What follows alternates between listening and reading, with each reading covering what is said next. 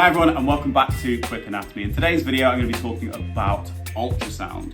So I'm going to be talking about how those images are generated, and I'm also going to be talking about how to actually interpret them as well.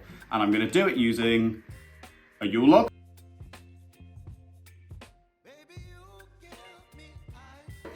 and an ultrasound probe. Ish.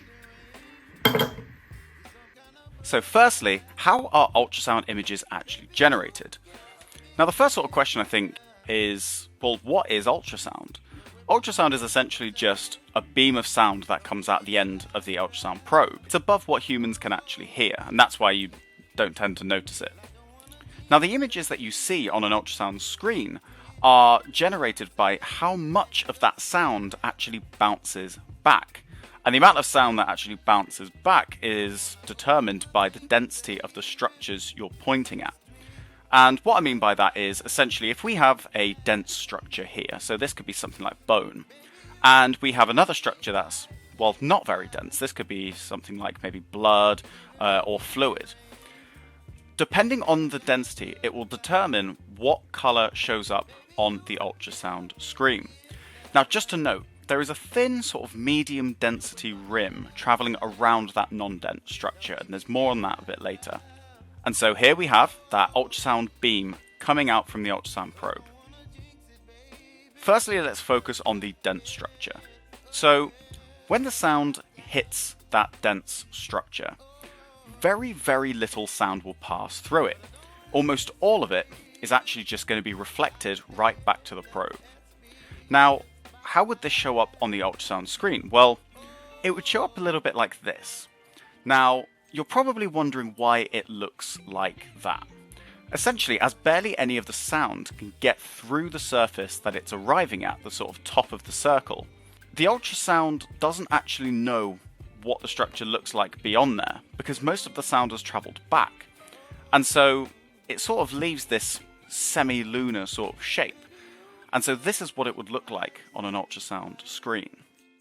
Now let's have a think about that non-dense structure. So this time, most of the sound has travelled straight through the structure, and only the parts sort of being slightly reflected will be from that medium density rim that we saw a bit earlier on. Now how would this show up on an ultrasound screen? It would show up a little bit like this. The structure being black, because, well, no sound bounced back. And the thin rim that you can see, that is sort of showing up as grey. The only reason that's showing up as grey is because it's not as dense as, let's say, bone, but it's also not as not dense as the fluid. And so it shows up more sort of in between and as a sort of grey colour. Now that we've had a look at how images on an ultrasound screen are produced, let's have a look at how to interpret them. So how do you interpret ultrasound images? I'll be using this cake, a knife, and a quote-unquote ultrasound probe as a way of visualizing what you will see on the ultrasound screen when you place the probe in certain angles over a structure.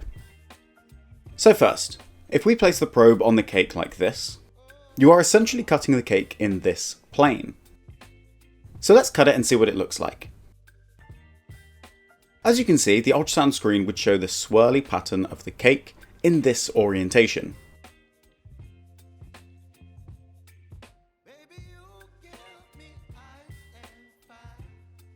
Now let's rotate 90 degrees and see what it looks like in this plane. Again, when we place the probe in this orientation, we are essentially cutting the cake like this. Understandably, the picture that we would see is going to be different from how we saw in the previous cut. This time, we can see a layer of cake, then a layer of filling, then another layer of cake, then another layer of filling, and then finally another layer of cake. Looking at this side by side, we can see just how by turning the probe 90 degrees, we have two completely different looking images.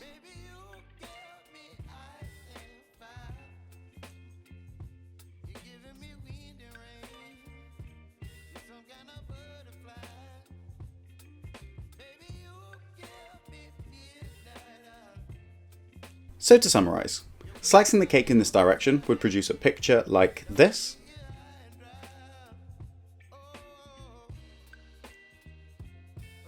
Whereas cutting the cake in this direction would produce an image like this.